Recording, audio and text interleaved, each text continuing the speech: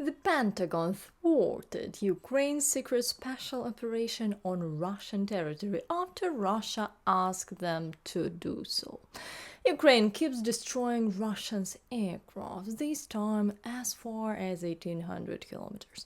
I'm Drutska, and today let's discuss the most recent news. The Ukrainian armed forces were allegedly planning to carry out an operation behind enemy lines. In response, Russian Defense Minister Belousov called Pentagon Chief Lloyd Austin, which, as noted by journalists, is quite unusual. On July 12th, Belousov called to deliver a warning. The Russians had discovered a Ukrainian covert operation against Russia that they believed was being conducted with American permission and using American weapons. Did the Pentagon know about this conspiracy? Belousov began whining to Austin, mentioning that it could lead to tension between Moscow and Washington, although right now their relationship seems so friendly and tension-free, doesn't it? Well, the New York Times reports that Pentagon officials were surprised by this claim and were unaware of such operation. But whatever Belousov said, all three Pentagon officials said it was taken seriously enough that the Americans contacted the Ukrainians and essentially said, if you are thinking about doing something, don't do this. Despite Ukraine's deep dependence on the US for military, intelligence, and diplomatic support, Ukrainian officials are not always transparent with their American counterparts regarding their military operations, media says, especially those targeting Russian assets behind enemy lines. These operations, the publication writes, have frustrated American officials who believe they have not significantly improved Ukraine's battlefield position but risk alienating European allies and expanding the war. The publication points out that over the past 2 years, operations causing concern for the US have included strikes on a Russian air base on the western coast of Crimea, an explosion on a truck that damaged part of the Kerch Bridge, and drone strikes deep within Russian territory. But guys, why should we share all our information, especially if we are not involving our Western partners in it? They talk about tensions between Russia and the US, but it's not US hospitals being bombed by Russia, right? It's not American children being killed by Russian shells and missiles. We are independent country that can make our own decisions, especially when it concerns the security of our state and the protection of the Ukrainian people. Americans believe these operations haven't significantly improved Ukraine's battlefield position.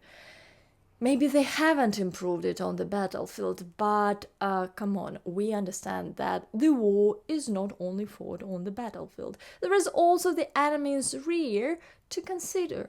There is also the work to destabilize the situation within the enemy country, which is directly proportional to Ukraine's success in achieving a victory in this war.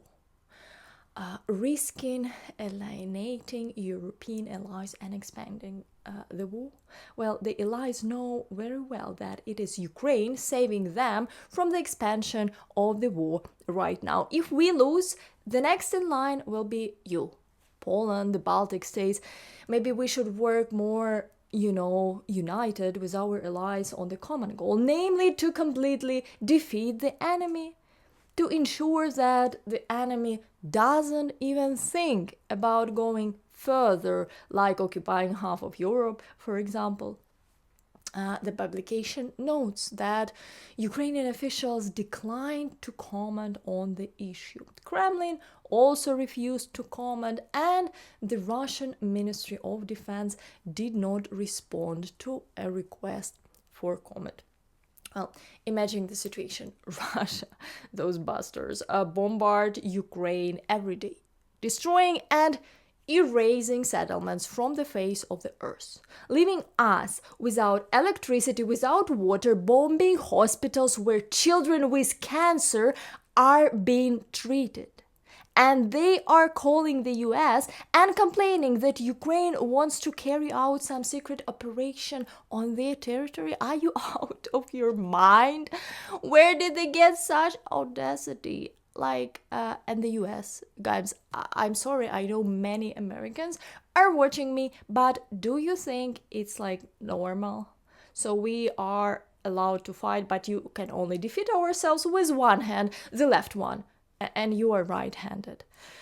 Of course, many tell me that the New York Times, they are somehow compromised. Write me, please, what do you think about this situation in comments below. And before I continue, I want to thank all of you who sent coffees on Buy Me a Coffee and become patrons to this channel, and also subscribe to my Twitter page where I post regular updates about the situation in Ukraine, and to my Instagram where I show the daily life in Ukraine. But on to some good news. The fighters of the main intelligence directorate of the Ministry of Defense, GUR, hit 3 Russian army helicopters in the Moscow and Samara regions.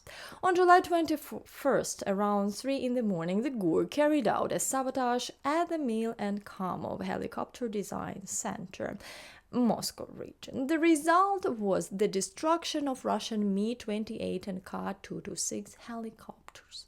This helicopter design center specialized in the development, production, and repair of helicopters Mi and Ka series, as well as other rotary wing aircraft. The facility includes 2 design bureaus, experimental production, and an experimental research complex and test center. Additionally, on July 24th, another sabotage resulted in the destruction of a Mi-8 multipurpose helicopter at the Russian Ministry of Defense airfield Kryazh in Samara. Information about the fire caused by explosions at the facility has caused widespread publicity among residents of the Moscow region. However, as usual, the Russian authorities are hiding these facts from their own Russian population. But that's not all. Today, Ukrainian drones struck a Russian strategic bomber Tu-22M3 at the Olenaya airfield in Russia. The Olenaya airfield is located in the Murmansk region, 1800 kilometers from Ukraine. From there, Russian strategic aviation regularly takes off to strike Ukraine with cruise missiles. The main armament of the Tu-22M3 is the Ha-22N anti-ship hypersonic cruise missile. Russia has used these jets in Syria, Afghanistan, Chechnya, Georgia, and now in the war against Ukraine, as reported by the publication Babel. Drones also attacked the Dyagilevo airfield in the Ryazan region, hitting an oil refinery there. Local Telegram channels previously reported these attacks. Witnesses say that first explosion at the Dyagilevo military airfield occurred around 6 in the morning, with sounds of at least 3 explosions. The media notes that this airfield hosts the 33rd Combat Application and Fight Crew Retraining Center. It is home to 295 MS, 222 M3, 2134 UBL, and Il-78 aircraft. Explosions were also heard at the Engels airfield in Saratov region, where Russian strategic aviation is based. Local publics write that Russian air defense tried to shoot down the drones, but they were characteristic arrival explosions. From Engels to the front line in Ukraine is approximately 800 kilometers. From Diaghilevo is about 600 kilometers.